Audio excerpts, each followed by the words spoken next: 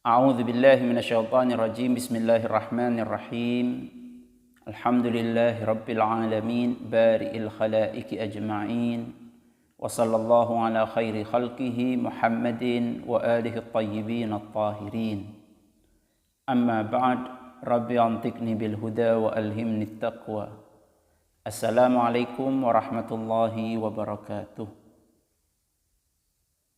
Pada pertemuan sebelumnya kita telah belajar bersama tentang bagaimana dengan harokat dhammah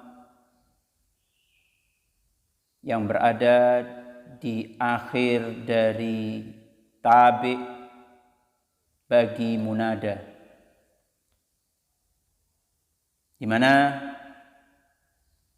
dhammah yang berada di akhir dari tabi' munada itu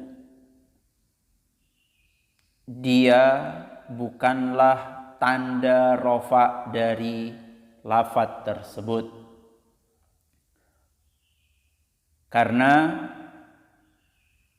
yang diikuti atau munadanya itu hukumnya tidak mu'rab melainkan mabni.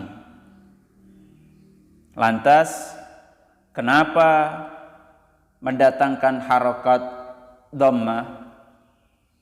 Disebutkan bahwa mendatangkan harokat dhammah tersebut liqasdil musyakalati, bertujuan untuk menyerupakan, supaya ada kemiripan dalam bentuknya antara tabi' dan matbu', antara yang mengikuti dan yang diikuti, di mana pada hakikatnya tabi' tersebut itu kedudukannya nasab dengan tanda harokat fathah, namun ia tidak disebutkan dan dikira-kirakan. Kenapa harokat fathah tersebut tidak disebutkan? Karena ada sesuatu yang melarangnya, ada sesuatu yang mencegahnya untuk bisa tampak harokat fathah tersebut. Yaitu apa yang mencegahnya? Yang mencegahnya adalah harokatul musyakalati, yaitu harokat yang didatangkan, harokat yang dimunculkan untuk menyerupakan atau untuk supaya ada kemiripan dan kesamaan dalam bentuk harokatnya. Oleh karenanya bacaannya menjadi ya aliyu al-karimul abi.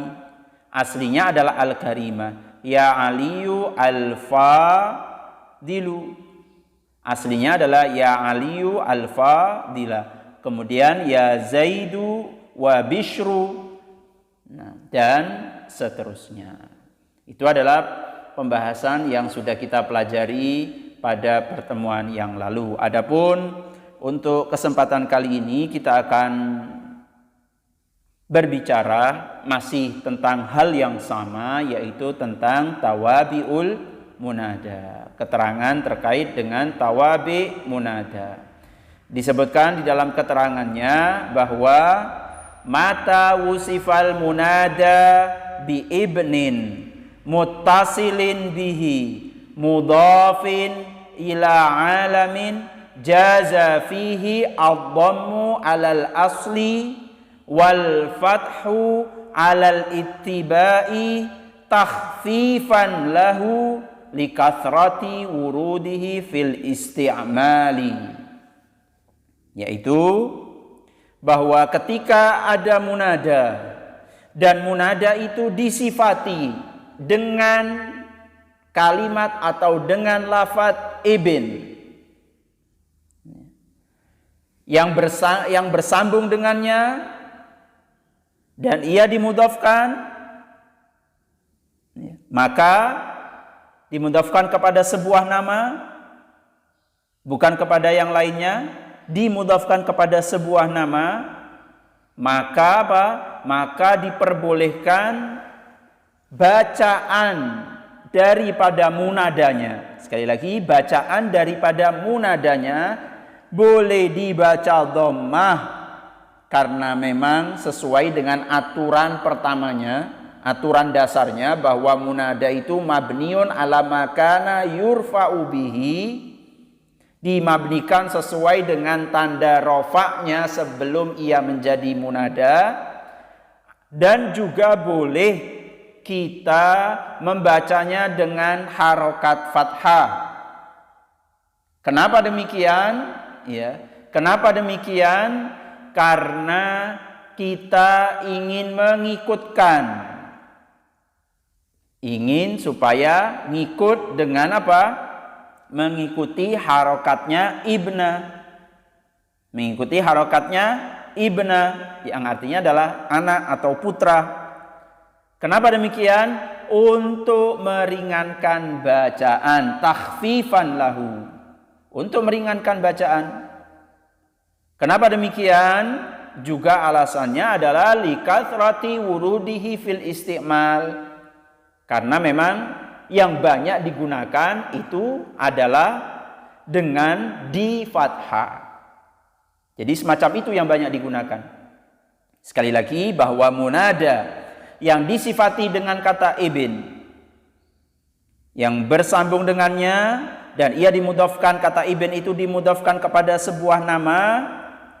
Ya, ibn itu artinya adalah anak, disandarkan kepada sebuah nama seperti anaknya Daud atau anaknya siapa terserah. Nah, dimudhafkan kepada sebuah nama, maka diperbolehkan dua bentuk bacaan pada munadanya.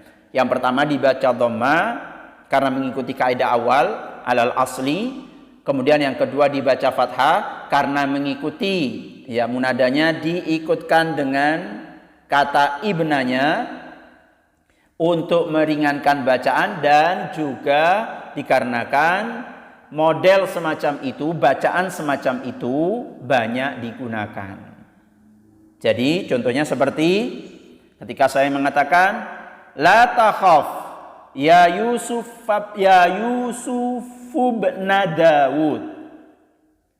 La takhaf ya Yusuf ibn Dawud. Boleh. Kalimat Yusuf boleh dibaca dengan dhammah.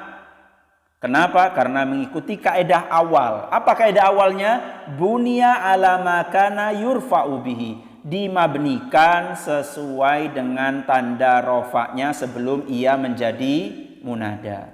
Sementara kalimat ibnanya tetap dibaca nasab karena dia apa?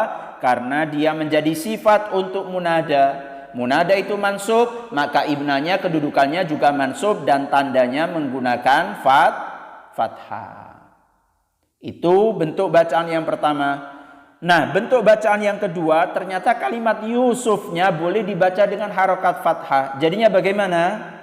La takhaf ya Yusuf ibn Dawud. La takhaf ya Yusuf ibn Dawud. Kalau tadi dibaca ya Yusufu, sekarang dibaca ya Yusufa.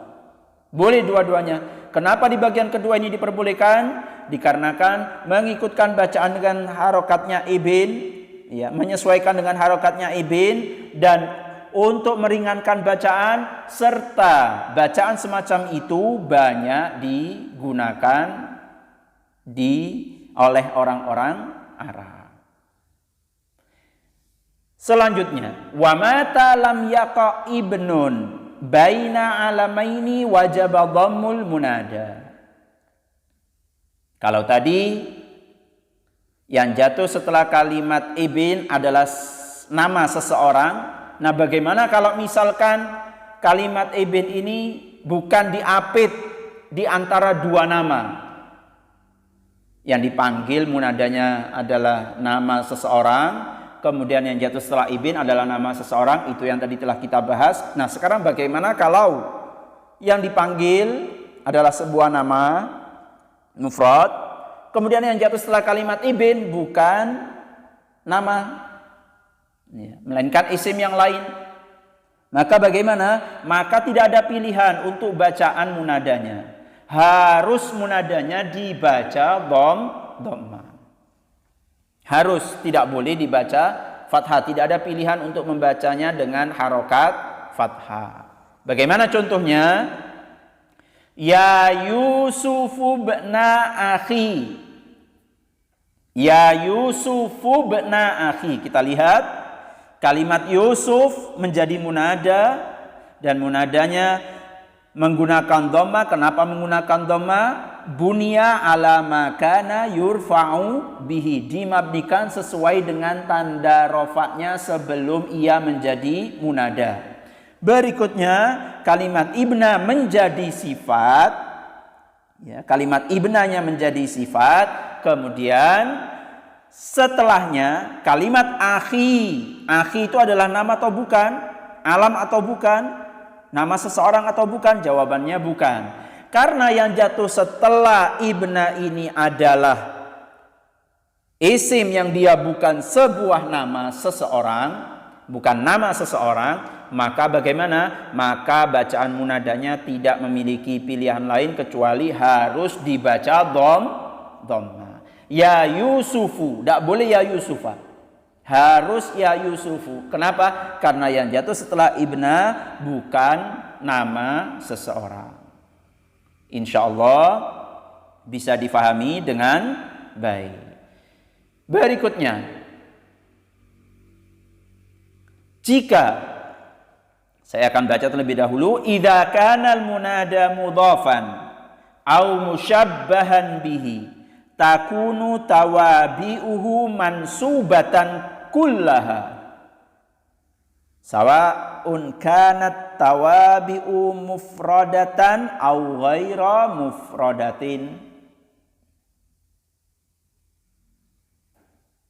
Jika munadanya berupa munada mudhaf, ya, bukan munada mufrad, atau munada yang diserupakan dengan mudhaf atau disebut dengan munada musyabbah bil mudhaf, maka bagaimana untuk tawabiknya? Untuk tawabiknya harus dibaca nasab. Baik yang mengikutinya, tawabiknya, tabiknya tersebut berbentuk mufrad atau bukan mufrad. Baik berbentuk mufrad yang bukan mudhaf ataupun yang berbentuk susunan mudhaf ilaih. Maka bagaimana? Maka harus dibaca nasab. Tanda nasabnya harus tampak. Saya ulangi lagi, bahwa jika munadanya itu berupa munada mudhaf atau yang diserupakan dengan mudhaf, maka yang mengikuti munada tersebut harus dibaca nasab.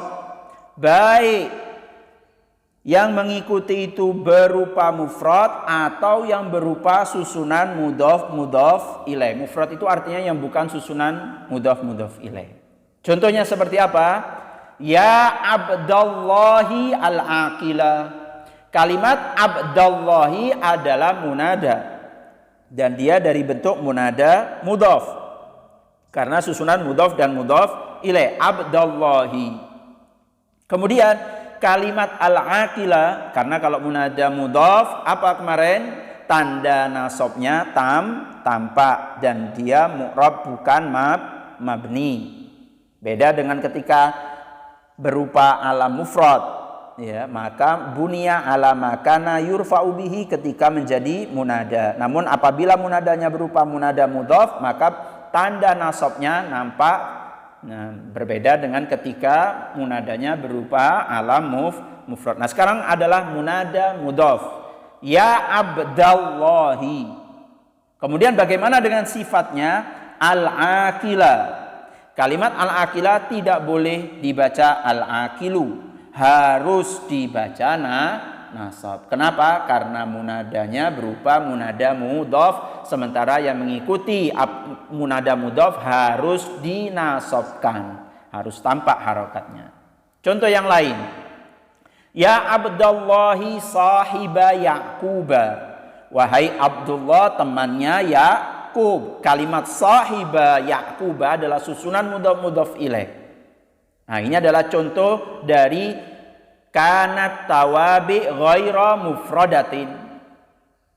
Tawabi'nya bukan berupa mufrad, artinya adalah susunan mudhaf ilaih, maka sama harus dibaca nasab. Demikian, semoga dapat difahami dengan baik. Adapun tugas kalian adalah menulis contoh dengan harokat lengkap dari munada yang disifati dengan kata ibn. Begitu juga menulis sejumlah contoh dari tawabi, sesuatu yang mengikuti munada apabila munadanya itu berupa mudhaf atau musyabbah bil mudhaf. Sekali lagi jangan lupa harokatnya dan semoga dapat difahami dengan baik. Demikian, wabillahi taufiq wal hidayah, tsumma ridha wal inayah, ghafarallahu lana wa lakum. Wassalamualaikum warahmatullahi wabarakatuh.